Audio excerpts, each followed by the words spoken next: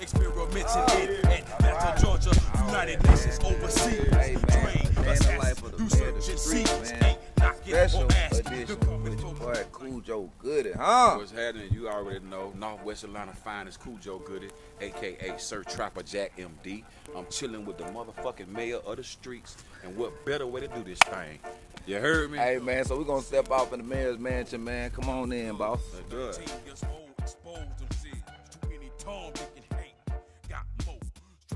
Than these hoes, they got rank. See, Sega ain't in this new world altar.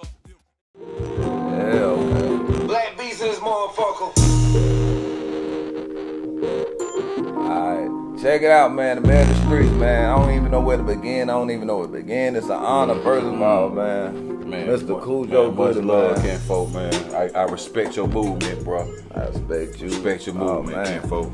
Hey, man, let's. I just want to just, like, for those who don't know, for those who are not aware, just explain, you know what I'm saying, exactly, you understand, who you are, when you started, what you came out of, and just, you know what I'm saying, just do a quick breakdown, man. We'll be all day, just, you know what I'm saying, just know for the youngsters out there, but you know what I'm saying, for those who don't know, you know what I'm saying, and now we worldwide, so, you know, I'm letting folks know, you know, just give a little breakdown, a little resume real quick. For sure, true that, man. My name Khujo Goodie, that's Khujogoodie,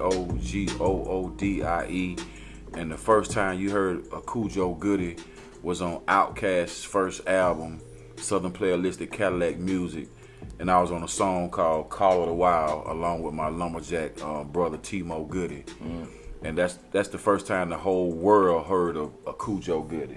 Right. And after the success of Outkast's first album going platinum, LaFace thought it was a good idea to do a Goodie Mob album. Right. So, along with me and Timo being on Southern Playalistic Cadillac Music, you had Big Gip from the Chain Gang, East Point Chain Gang, and you had CeeLo, aka Green, that was a straight solo artist. Okay. So once LaFace heard that album, they was like, damn, why don't y'all just do a whole album together? Why don't Khujo, Timo, Gip, CeeLo, why don't y'all do an album together? So this is interesting for me. So, like, whose idea was it? So it wasn't a group that was put together. It was right, exactly. Whose decision was that? LaFace? The decision was Rico. Rico's decision was to put all us together and do that because Timo and I came to the dungeon with Goodie Mob. Okay. You feel what I'm saying? Timo and me and Timo are the godfathers of Goodie Mob. Okay. Goodie Mob was born in the trap. It was born in the traps of Southwest Atlanta, Howell Terrace Road. My big homie, Big Lim, he turned me on to Parliament. This is me coming out of high school. Right. Didn't know nothing about no damn Parliament, didn't know nothing about no damn Joy Clinton, but this is my old homie. This is my big homie. Right. You feel what I'm saying? So the thing was, we called our trap, the niggas that worked in the trap, we called them the Goodie Mob because we had the goodies. We had the big goodies. Because P-Funk had P-Funk All-Stars. And he was like, P-Funk, Goodie Mob. P-Funk, dope, Goodie Mob. But it had nothing to do with music. Had nothing to do with rap. None of that. Trap. It was straight trap. But it just so happened that I was in the trap and I was a nigga that was trying to write. So my thing was, well, shit, just write about what you're doing. Write about what's going on in the trap. Just write about what you're doing. So it started off from there. So the only thing as far as writing music, writing raps, that's what I was doing in the trap. And selling dope at the same time. My big homie was just straight selling dope. This what I do. Y'all do that.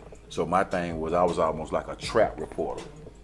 Reporting live from the trap. Reporting live from the trap, bro. Man, that's amazing because a lot of people, you know what I'm saying, you know, it was a big discussion, big debate about who started trap music. I heard you that know debate. What I'm saying? But my thing of it is, you know, I understand what, you know, T.I. was saying, just using the word trap and music at the same time, but that just lets you know rapping about the trap was actually going on. It was going on. It was going on. Way before that. Okay. It was going on way before that. And you know what I'm saying? And like sure. I said, man, shouts out to goddamn T.I. Yeah, I got to shout out to T.I. Trap man, Music, man, for coining that. But what I want to say is, when you say a genre of music, say you say jazz, right. You don't say jazz music, nigga. You just say jazz. When you say blues, you don't say blues music, nigga. You just say blues. You feel what I'm saying? R&B, you don't say R&B music. You don't say that. You don't say when it's country, it's country. Right. Niggas just put music on the end of it. You feel what I'm saying? So if it was up to me, that shit'd be trap, just straight trap. No music, no nothing in front of it, no nothing behind of it. Just trap. And then niggas give you the definition of what your definition of trap is. It ain't necessarily selling dope. You can have a nigga in the woods that live in the woods and he gonna trap and he gonna eat what he trap. I dig that. You feel what I'm saying? I dig that, man. Hey, man, that's I think that's the best explanation I heard of the whole debate, man. You know what I'm saying? And it's good that the world just actually see that, you know what I'm saying, it's niggas that, you know what I'm saying, was out here really doing this shit and like actually taking music serious and putting it down, you know what I'm saying, putting it down in the studio like that, man. So, you know what I'm saying, we're gonna move forward to the Goodie Mob. We're gonna move with the Goodie Mob. With the Goodie Mob consists of Goodie Mob consists of 4 members, which is we divided it into the 4 food group. Big Gip would be the vegetables on this plate. Timo would be the bread on the plate. I would be the meat on the plate. CeeLo would be the water on the water to wash everything down. You feel what I'm saying? So Goodie Mob, CeeLo was the one that brought the good die mostly over bullshit to Goodie Mob. And you take one O away and God is in every man of blackness. I gotta give niggas they props. You feel what I'm saying? That's what's happening. Big Rule was the one that actually drew the logo for me. I'm at the dungeon, because we spend the night at the dungeon like resident camp. Like, fuck going home. We at the dungeon. I'm at the dungeon sleeping. I'm having a dream. I wake up. I call Rube. I got an idea for a logo, for the Goodie Mob logo. And that's how you got the G with the hands and the handcuffs and the man hanging. That's how you got that right there. That's history right there. You know what I'm saying? I think that you know, and especially from anybody from Atlanta, they have to know the history. Got to know that. They got to know the history. Got to know that. Now moving forward with the success of the Goodie Mob, you know what I'm saying? Goodie Mob as a whole had how many albums? Goodie Mob as a whole, 4 members. We had 3 albums. 3 albums. Soul Food, Still Standing, right. World Party. Let me say that's 3, 4. Age Against the Machine. That was the recent one we just did in 2013. Dig that. All 4 of us together.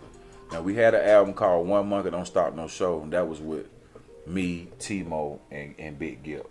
Right. That was without CeeLo. Right. At that time. Right. And Timo and I, we put out an album called Living Life Like Lumberjacks. I remember. So that, that's like our discography as far as the group. You feel what I'm saying? But Gip had solo records. I had solo records. I put out 3 solo records folk don't even know about. I put out G Mob Godfather. Daz Dillinger helped me produce that whole album. I put out Mercury, and then my first solo album was The Man Not the Dog. Man, hey, I just got to say this, man. You know what I'm saying? Moving forward with the history, the success, you know what I'm saying? You being, you know, like when you talk about the dungeon, you know what I'm talking about, you know what I'm saying? Like I said, in Atlanta, you know what I'm saying? You know, the gangs really wasn't, you know what I'm saying, like it, you know what I'm saying, it is now. You know what I'm saying? You had the family. And we talk about the dungeon family. Right. Who consisted of the dungeon family? Just now, I know it's a long list, or is it a long list? I tell you what, it's a first generation dungeon family. First generation is Outkast, Goodie Mob. First generation.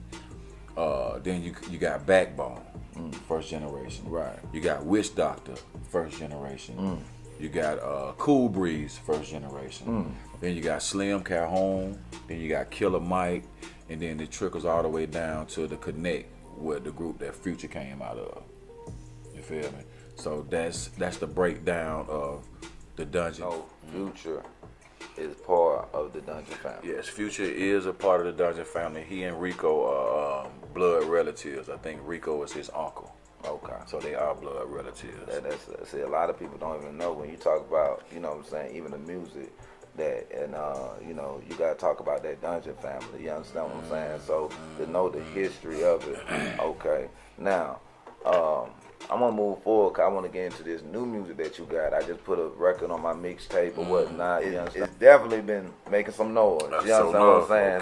So people been wanting to hear, you know what I'm saying? They've been wanting to hear that sound. You understand what I'm saying? True that. And I'm glad that you blessed me, and I'm glad that I blessed the world to hear what's, you know what I'm saying, really going on. You know what I'm saying? I had Gip, you know what I'm saying?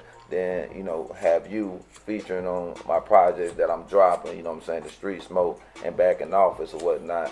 So one thing I want to just talk about is the state of music we in today. Now, a lot that y'all had talked about in the music that y'all were recording, it had, how would you explain it? Like, let me, you know, I want to hear it from your mouth, because you know, a lot of people say, you know, music is this and this. What was your perspective on what you were doing and what you were talking about at the time?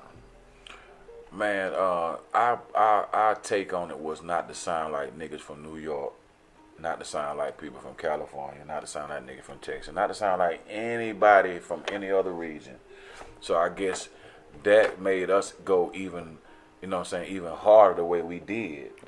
You feel what I'm saying? And then I gotta take my hat out to Organized Noise, because they let us practically do what the fuck we wanted to do. I'm talking about we had verses that was over 16 bars. Right. You feel what I'm saying? I mean, songs over 4 minutes long. You feel what I'm saying? Right. So I just think that Organized Noise being our peers, they was kind of like mesmerized too. You feel what I'm saying? As if I was mesmerized too by the beats that these niggas was putting out. I'm like, damn, I ain't know y'all niggas can do it like this.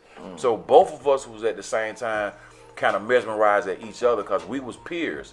Outkast, they was younger than us. Right. You feel what I'm saying? We was the older brother, so it was like Outkast looked up to us, and Organized Noise, we was right here with each other, like head, neck, and neck. So it's like, man, whatever y'all put out, man, whatever y'all do, that's just what it is. It's real. It was about 5 songs that we didn't even put out because the shit was too long. And an example of that is a song we did called Blood off of America Dying Slowly album. Right. That shit was about 4 minutes long. And then Big Boy put a song out a long time ago called Hold On. Okay. That shit was about 4-5 minutes long. We got other songs, about 4 or 5 other songs just like that ain't even seen the day of light. Wow. Yeah, so it was just being hungry at that time. My thing was, man, you know what I'm saying, I was away from my house, you feel what I'm saying? I ain't had to worry about my mama telling me, man, this and that, go get a job. What did the folk call you for your application, all that type of shit. So my thing was, this the dungeon right here? Okay, it's like the trap for me. Let's get in it. Let's go. Let's go do it, man. I ain't got to worry about nobody telling me what to do. Ain't got to worry about going home in no time. I can drink what I want to drink, smoke what I want to smoke. I'm talking about this was before Chronic even came on the scene. I'm talking about we was on some of that real Georgia weed, bro. Okay. This stuff was created off of, this one created off of goddamn Kush. Right. A goddamn shit, got blueberry and goddamn all that other shit. This shit was created off of Georgia stress weed, bro. Reek was, matter of fact, he was the first nigga I knew brought Chronic to the dungeon, bro. This is when Chronic first came out. You can't even find Chronic no more. Regular, real Chronic green. This nigga went to California and brought Chronic back. We got on it, man, and we got back to working, man. We got back to working, man. That's real, man. Hey, I'm loving it. I love the process. I love to talk about the process. Let me tell you about it. What about the message? Did y'all know how big an influence the message that y'all were doing? No, we didn't know. We had no idea, bro. We had no idea people would be looking at cell therapy the way they look at cell therapy. We had no idea people would be looking at Guess Who the way they look at Guess Who. You feel what I'm saying? Like Mother's Day, they got to pull Guess Who out. Right. That's great. You feel what I'm saying? Had no idea what Dirty South would be, bro. We didn't have no idea about that, man. I was even mad because I didn't even get on the song. I was hot. You were hot. I was hot as fuck, bro. I was like, I'm talking about the remix didn't even do no justice because the remix couldn't even touch the original song. Right. Couldn't even touch it, man. But I had to realize what was going on at the time. You feel what I'm saying? When Big Gip did Black Ice, I was in the dungeon. I was in the back, in the bunk bed, sleep. But I still heard this nigga doing the whole song back there. But my ass being lazy as fuck, I was like, it's a fucking hit. You feel what I'm saying? I don't even know if y'all even heard the remix to Black Ice with all four of us on there. You ever heard it? Man, I heard it, but I know that the the one that the world familiar with is, you know what I'm saying? Yeah, it's Big Gip. That's why I say, it's a lot of history that we finding out and that I love to hear about. You know what I'm saying? Because guess what? I think, I know it's gonna hit daylight. I feel like, you know what I'm saying, Goodie Mob is, you know what I'm saying, hasn't reached its peak. It hadn't. You know what I'm saying? And I'm just glad to be a starter. The melt. You know what I'm saying? To use this platform and to put, you know what I'm saying, you on these mixtape sites to wake up another generation of what's about to become. Man, that shit important, man, especially for young cats coming out of Atlanta, man, to know that it's somebody out of their hometown that they can look up to. Because when I was coming up, there wasn't really nobody in Atlanta I could really look up to like that. You feel what I'm saying? I mean, besides people like, Hard Boys. I fuck with Hard Boys. I fuck with Shy D. I fuck with Success and Effect. I fuck with goddamn Damage. I fuck with goddamn Kilo. I fuck with Kilo. You know what I'm saying? Shit. I mean, Top Authority. I fuck with all them people, but for some reason they didn't have what we had as far as like LaFace. LaFace was a goddamn big major record label. Machine for those Machine, bro. Hey, for those that don't know, LaFace, TLC. You know what I'm saying? Boy, oh man, Usher. Man, Usher. Yeah, like I said, that was really, you know what I'm saying, for this generation, I say like, the QC. Quality control. Yeah, like quality control, but with the I had to say it was like it was just like cause you had Babyface and L.A. Reid, right? You know what I'm saying? Babyface. Oh yeah, Babyface, L.A. Reid. That with musical geniuses. Exactly. Musical geniuses. Exactly. You know what I'm saying? I studied, you know what I'm saying, from the Dell to Babyface and just come together. And like I said, you know, one thing you had to realize is that start, it was just bigger than life because it wasn't as many labels like that. You feel what I'm saying? It was just like, nigga, if you Man, wasn't, I'm glad you said that, bro. It wasn't no labels like that. You had like how you had Itchy Bun out. That was really it, really. That was it. So it was like if you wanted to make it, you would, you know what I'm saying, and to be on LaFace, that had to be like, man, I don't, you know what I'm saying. At the time, did you know how big it was? I'm gonna tell you, no, I didn't really know what type of music LaFace had at that time. I didn't know what the fuck they was doing over there. I just know that Rico Wade had a plug with L.A. Reid through Outkast. Right. And once he got wind of L.A. wanting to fuck with Goodie Mob, man, he was all gas for him, man. It wasn't no breaks. Man, shouts out to Rico, man. Shouts out to Rico Wade, man. You know what I'm saying? That music really changed my life, man. You know, you gotta understand. That makes me go harder. So, like, one thing I want to tell the world, man, if you fuck with the man, if you fuck with DJ Tokar, this is where it come from right here, man. So this sit down right here. And this music that you're about to hear is going to be the most incredible music that you ever motherfucking heard in your life. I will make sure of that. You understand what I'm saying? Look at that. You understand what I'm saying? Shouts out to the whole Goodie Mob. Shouts out to the Life Change. I'm going to tell you something, Toe. And I'm going to ask you to put yourself in the position of a nigga in New York that's coming out, a new nigga coming out, want to rap and everything. Right. Who you think he going to go and research? That nigga going to go to Rakim. He gonna go to KRS-One. He gonna do his research. He gonna do his research. He gonna do his research. So when you get down here to Georgia, Where you gonna do your research at? You need where you want to do your research at. Man, you got to. You got to come see you, man. You got to, man. You got to come see you, man. I mean, and I'm gonna get it. Cause I deal with a lot of new artists. You understand what I'm saying? Mm-hmm. Let me ask you, how do you feel about today's music that's coming out of Atlanta? Man, you got mixed feelings. You know what I'm saying? I'm gonna tell you, you only can speak on what your experience been. You feel what I'm saying? You can't, if you ain't been to LA, you can't talk about you done been to LA. To real. You have to be you real. Can't do that. Yeah, you can't. So with the new artists that's coming out right now, man, they strong, man. They know how to rhyme, bro. And man, I had never seen a group of people coming out of region that can finesse a topic, bro. Like trapping. I mean, they can finesse that topic to where, I mean, come on, man, the slang is out of control down here, bro. You feel me? Yeah, I man, mean, you gotta understand, man. You got to, bro. I mean, the ism, the drip, the drip. Come on, man. You ain't even. Swag, Where's that, man? You know New York ain't got that no more. I mean, I fuck with New York, and that's where hip hop started. You know what I'm saying? But that's just one form of music. Right. You feel what I'm saying? Yeah, like, and I understand it's just the lingo, the wordplay, everything that's coming up out. But you know what? I respect that because a lot of people may not know what that answer may have been. And just to know that you respect these young cats that's coming out right now and embracing them right now, and you understand them. You know what I'm saying? It's a must that I let them, and it's a must that they respect you. Because y'all broke down so many doors. You understand what I'm saying? It wouldn't be that. I'm gonna tell you what Big Boy said. Big Boy said, "Goodie Mob, I salute them. They put their balls on the line. Cause it was plenty shit we could have enlightened niggas on. Plenty shit. Just like the owner of that record label asked us.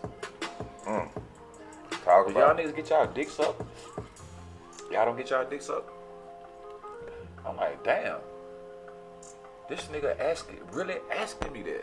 So in turn, I took it as the nigga wanted me to talk about it. He wanted us to talk about that type shit. So that's when you get a album called World Party.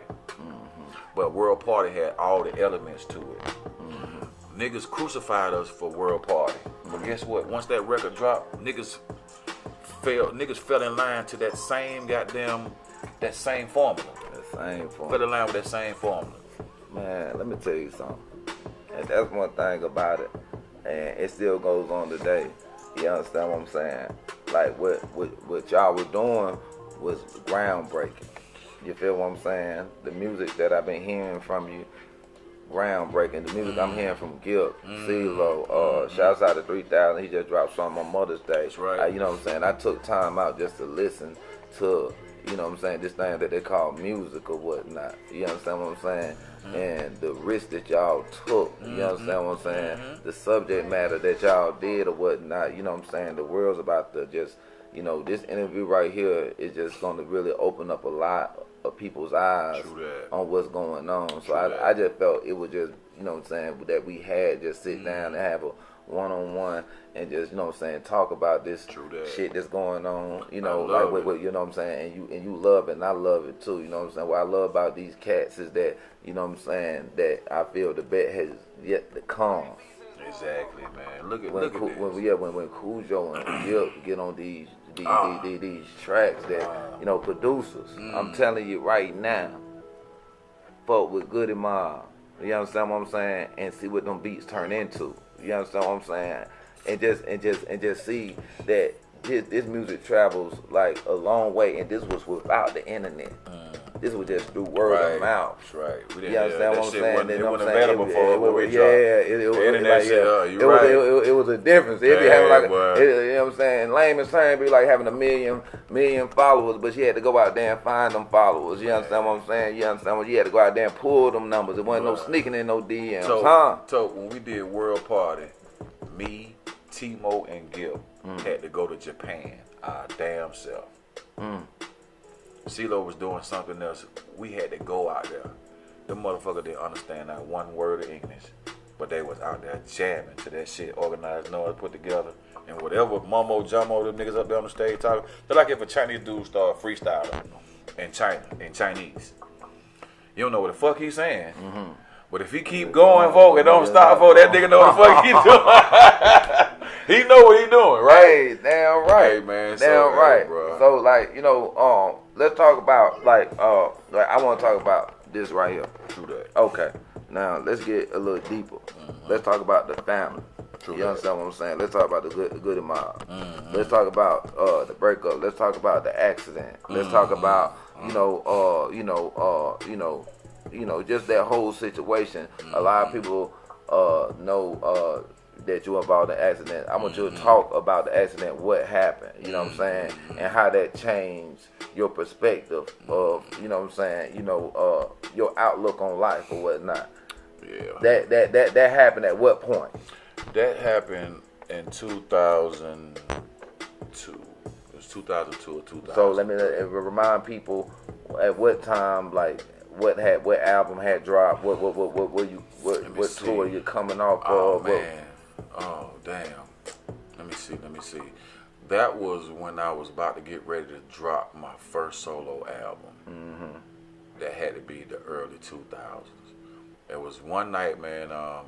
Matter of fact, yeah, my album had just came out. So your album had just came out, cool. And I had some wax. I had wax on my album. I had red wax, man. I was fucking excited like hell about it. I started early in the day. For those of y'all know, wax is vinyl. That's right, it's vinyl. You know what I mean? It's vinyl. You know what I'm saying? What DJs used to actually, you know what I'm saying? And so coming back. It's Vinyl coming back. You know what I'm saying? But I just wanted to break it down and let folks know. You know what I'm saying? What's going on? So you had your shit. So this is equivalent. Your shit just on vinyl. My shit is on vinyl. Okay. Man, so you having the success of the Goodie Mob. This is your first solo. First solo. First solo. That's right. You done had your like imagine you being in the group right now, right? Mm-hmm. You understand what I'm saying? One of the biggest groups in the world, period. If people say the South, I say the world. True that. You understand what I'm saying? You getting ready to drop it. True. Well, no, you just dropped it. Yep. Let me get it right. You just dropped it. Yeah, that's right. Then what happened? Well, I just dropped the record. I got the wax. So I want to hit every DJ I know. I want to go to every club I know. And what club? Just name a couple of clubs at the time. So I'm gonna tell you the club that I came from. When I fucked myself up, I was coming from the Flame. I was coming from the Blue Flame, and I dropped some cats off at the Dungeon. See, before I went to the Flame, it was daytime, and me and Rude was out there talking, and Sham Dunn was out there talking. So we was out there talking about some real shit, man. I mean, no music shit. Just we real was on some shit. spiritual type shit. Okay. That type of shit. Okay. You feel me? Okay. So shit, it got late, and I was like, shit, I got wax, and I'm finna go to the club, man. I'm finna goddamn get them niggas the music too. So shit, we were there having a good time, man. I didn't know how fucked up I was. I didn't realize I was that fucked up. Right. So I'm driving home, man, like I always do. Next thing you know, man, I see the airbag explode in my goddamn face. The next thing I know, I see glass and shit busting. I'm like, what the fuck? I said, am I fucking having a wreck? Because I was asleep. I had a fuck around, fell asleep. So I had hit a medium, and the shit went through the where the gas pedal is. And that shit went right there through my leg. So I'm in the goddamn car, turned around like this. And I'm thinking my shit out the way and shit. And I look up, it's a white lady standing there saying, I seen what happened. I called the ambulance, they on the way. So I just chilled out for a minute. So they came, got me up out the car. Niggas rolling me in the hospital. I'm thinking I'm dreaming. The doctor said, man, we're going to have to amputate your leg. I was like, what? He's like, yeah, we're going to have to take his leg from him. I was like, damn, for real? Next thing you know, boy, I woke up this morning, boy, that shit was gone. Shit was gone like hell. That's crazy. And like, but if it wasn't for the tragic shit that was going on, them niggas would have gave me a DUI, man. Them niggas would have gave me a DUI. And then for people that can actually like relate in the last couple of years, you know what I'm saying, we did lose Shawty Low coming from that same club, coming from that same club. So I consider yourself to be blessed or whatnot to make it out there. You know what I'm saying? That experience that you went through. Another thing I want to talk about, how did that impact your music and your relationship, like, and your outlook on everything? What was your mind state? You know, you I'm just go back there with me. You. All right, so we're gonna recap. You understand what I'm saying? They say your leg got to get amputated. Right. Your project just came out. It just came out. Leg got to get amputated. I was ready to quit. I was like, nigga, I'm done. What made you feel like that? Was your physical condition? Physical condition, and I had some mental shit too. You know what I'm saying? That shit ain't, nigga, cutting your fucking leg off. I mean, yeah, you sleep when he doing it, but you gotta wake up and look down like, yeah, that shit gone. You gotta wake up the next day, that shit gone. You feel what I'm saying? So the shit with you. It didn't feel real. Nah, that shit didn't feel real, man. I was feeling shit down there, and it wasn't nothing down there. You feel what I'm saying? So it's fucking with me mentally. Let me ask you this: at the time, how did you feel? The label, your group, family, fans. What point were you at with that? Well, it wasn't. Well, let me. Yeah, it was a label, cause at that time we was on. What's that motherfucking label up in New York? It's E1 now. I think I know you're talking about. With Alan Grumlot on there. Yeah, was it shit? Can't even think of the name of that motherfucker. Yeah, that motherfucker. But they had some shit. They had some shit popping off for with a side. We ain't gotta name them niggas. Okay. But the thing about it was, I was on that label. Mm-hmm. They had already dropped One Monkey Don't Stop No Show on the label. Mm-hmm.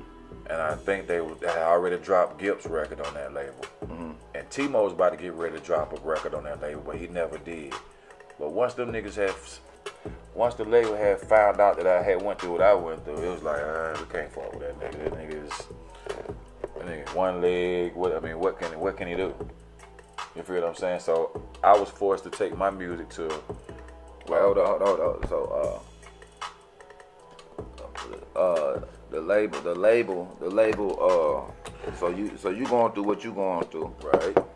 And the label said, because of what they saw as a handicap, that they couldn't do. In so many words, yeah. Yeah, they saw it as a handicap. Yeah, I mean, I got music. That shit ain't got nothing to do with that. Yeah, exactly. You know what I'm saying? The music recorded. Exactly. But still, they thinking about, the nigga gonna be probably thinking about, I mean, any business person. I want to explain to the game, like, man, niggas do not give a fuck about you. You understand what I'm talking about? You understand what I'm saying? At this point, you know, we gonna get real with it. You understand what I'm saying? Like, on what they think. You know what I'm saying? And I'm gonna say this, you know, God has His way of working and showing people. And I said, at that point, I think that was a time where you still you. You understand what I'm saying? You seeing how the industry will look at a situation that you go through and act like you don't exist. See, the industry is a monster. You feel what I'm saying? It has no feelings. It don't care about nothing. All it care about is getting your money. And when your motherfucking ass die, we gonna get that too. But see, what we doing is going against the grain. You feel what I'm saying? What you doing, what DJs like you doing, you niggas is going against the grain, saying to the powers that be, I don't need you. I don't need your money. I don't need your promotion. I don't need none of that shit. I don't need you to call no nigga up, get on my shit and rap. I don't need none of that shit. You ain't had to call no label to talk to me, did you? You feel what I'm saying? Yeah, so we killing all the goddamn the middleman. The middleman cut out, man. Out here, man. You know what we doing is we making history right now, man. This man done made history already. I just want to tell you that you know, these cats that feeling like they on top of the world. At the end of the day, man, that the industry would do some things that, you know what I'm saying, that act like you don't exist. And this after you made history. I'm gonna tell you something. Talk to these people, man. You understand what I'm saying? Because I want these people to understand, man. You know what I'm saying? thing that they got called, you know, karma. The way they, you know, because these are certain words that people don't like using. The karma, you know, like you can lose your voice. I seen it with the DOC. I seen it with you know, I studied this music, man. So when people talk about this music, I get real passionate about it. Because you know, at the end of the day, you know what I'm saying? If somebody's keeping it real with you, you understand what I'm saying? Recognize that DJ that's playing your record. You understand what I'm saying? Because at the end of the day, this industry don't give a fuck about you. I'm telling you, DJs are renegades, bro. Just like independent artists, they renegades. Because you ain't sharing your plate with these motherfuckers. You feel what I'm saying? So it's you gonna either have to stand for something or you gonna fall for anything, man. This is our culture. This is our music. We can very well say that rap, aka hip hop or whatever, is our music. It's our life. It's our shit. But guess what? We got to share this shit with these crackers because the crackers own everything. You feel what I'm saying? I mean, you got to play game. You got to play the game with them. At the end of the day, you got to play the game with them. You feel me? I mean, like this. When I have a show, it ain't just all black folk there. Right. You feel what I'm saying? That's why I'm saying you got to play the game. Right. It's some white folk there too. Right. You feel what I'm saying? But I love my people more than I love everybody else. But still, it's a business. So it's like, hey, shake your hand. You want an autograph? Oh, wood, I got that. No, I can't hang out with you though. Can't hang out with you. You know what I'm saying? I get my own folk come in. Okay, what's up? Yeah, I signed an autograph. What's up? I might have a drink with you. I might do that. But other than that, I mean, it just is what it is. This business allows people to kind of get close to you that you don't motherfucking know. You feel what I'm saying? And it's dangerous, bro. It's like trapping. It's dangerous. You don't know if a nigga in the crowd got a pistol or if a nigga mad at you because some shit you done said in a rap and can't wait till you get out the stage and do this and do that. I mean, and you mentioned karma. I never seen the word karma in the Bible before. So actually, what is that word? Where did it come from? Where did it come from? What is that word? You feel what I'm saying? So a lot of shit on the surface, man, you gotta spread that shit open and just get straight down to the nuts and bolts of it. You know what I mean?